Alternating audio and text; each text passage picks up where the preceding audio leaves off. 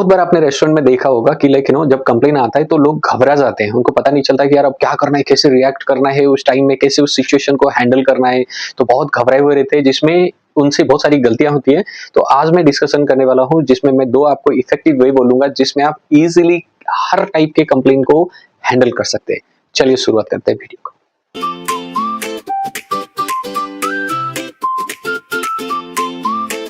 एक है LAST and दूसरा है लर्न।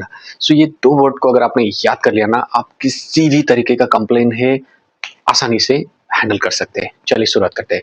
सो LAST से शुरुआत करेंगे। L for listen. कभी भी किसी भी कंप्लेन को अगर आपको हैंडल करना है तो आपकी लिसनिंग एबिलिटी बहुत ही अच्छी होनी चाहिए। अगर आप उनकी बातें पूरी तरीके से सुन नहीं सकते, समझ नहीं सकते, तो आप उसको हैंडल प्रॉपर नहीं कर पाएंगे, जिससे माहौल और खराब होगा, वो कंप्लेन और बड़ा होने का चांसेस होगा। इसके लिए कभी भी वेरी केयरफुली उनकी बातों को सुनना चाहिए। उसके बाद आपको, अब सुन लिया है तो डेफिनेटली आपको वहां पे अपोलोजाइज करना ही चाहिए, whatever it is, no matter any complaints.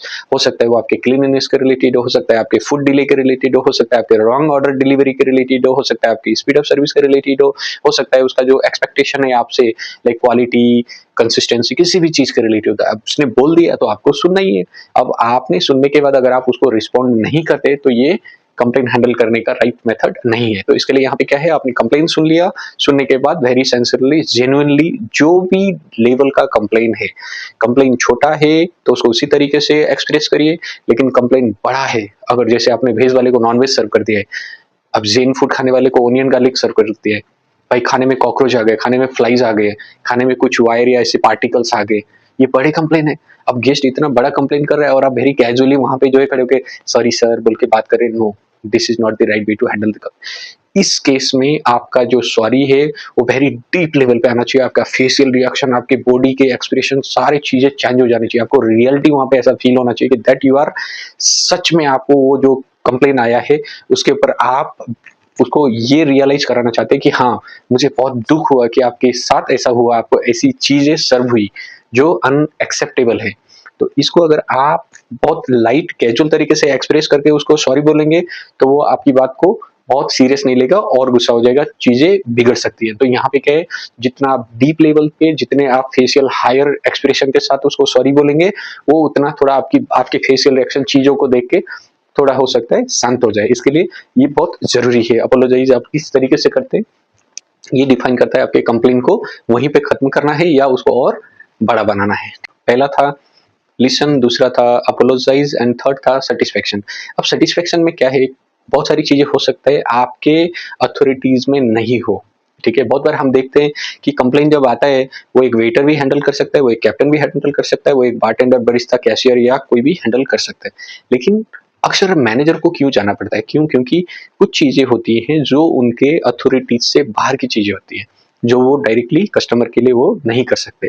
जहाँ पे उनसे हो सकता है वो कंप्लेन वो हैंडल कर सकते हैं, लेकिन कुछ चीजें होती है जहाँ पे हो सकता है गेस्ट को कुछ फ्री देना है, हो सकता है गेस्ट को कुछ कम्प्लीमेंट्री के साथ में, लाइक हो सकता है उसका बिल पूरा ही कम्प्लीमेंट्री करना पड़े, हो सकता है उसको एक ड्रिंक, एक फूड आइटम कम्प्लीमेंट्री करना हो या कुछ परसेंटेज डिस्काउंट देना हो। तो यहाँ पे क्या है, ये सेटिस्फेक्शन आपके अथॉरिटीज में है, आप कर सकते हैं। अगर आपके अथॉरिटी से बाहर है तो वहां पे आपने लिसन, अपोलोजाइज एंड सेटिस्फेक्शन के लिए inform all the incident to your superiors. So superior आएगा एंड वो गेस्ट से आगे का प्रोसेस कैरी फॉरवर्ड करेगा।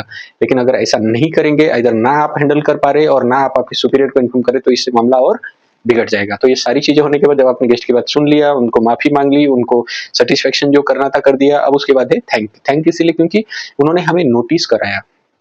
हो सकता है हम बहुत ही अच्छा बेहतरीन क्वालिटी से सर्व कर रहे थे, लेकिन उन्होंने हमें ये नोटिस कराया कि still we are doing something, कहीं ना कहीं पे हम कुछ चीजें मिस कर रहे हैं जिससे कस्टमर को जो एक्सपेक्टेशन है वो नहीं मिल पा रहा है। तो इसके लिए आपने हमें वो चीज नोटिस करा, इसके लिए थैंक यू सो मच। तो ये है। और इसका दूसरा वर्ड है जो अभी लेटेस्ट मार्केट में चल रहा है, ट्रेंडिंग वर्ड में, वो है लर्न।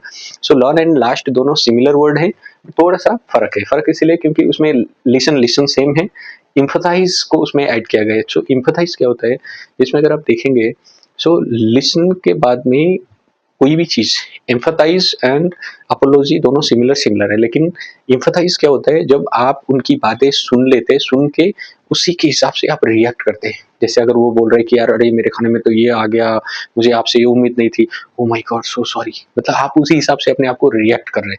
ऐसा नहीं है कि गेस्ट सैड है तो आपको भी सैड ही होना पड़ेगा वहाँ पे, गेस्ट हैप्पी है तो आपको उसी तरीके से उसको रिएक्ट करना है। जो रिएक्ट करने का वो जो तरीका होता है आपका, या आपका जो एक्सप्रेशंस होते हैं बॉडी के, उसको हम बोलते हैं एम्फैथाइज।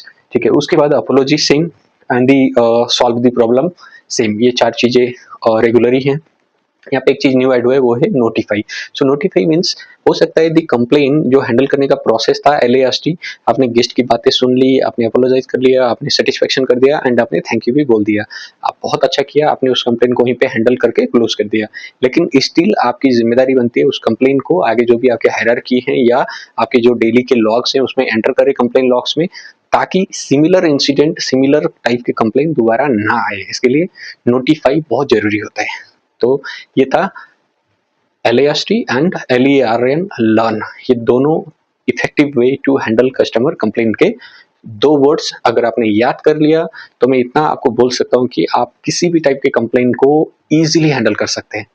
और मैंने अक्सर नोट किया है कि बहुत सारे लोग ऐसे आते हैं जो इंटरव्यू देने के लिए मेरे पास, जब मैं उनको पूछता how do you handle the customer complaint, तो बहुत लाइक वेरी अनकंफर्टेबल हो जाते हैं ऐसे आंसर सुन के। कोई तो लाइक कुछ कुछ मिक्स करके बोल देते, but this is these are the right pattern, right word, right method to handle the customer complaint.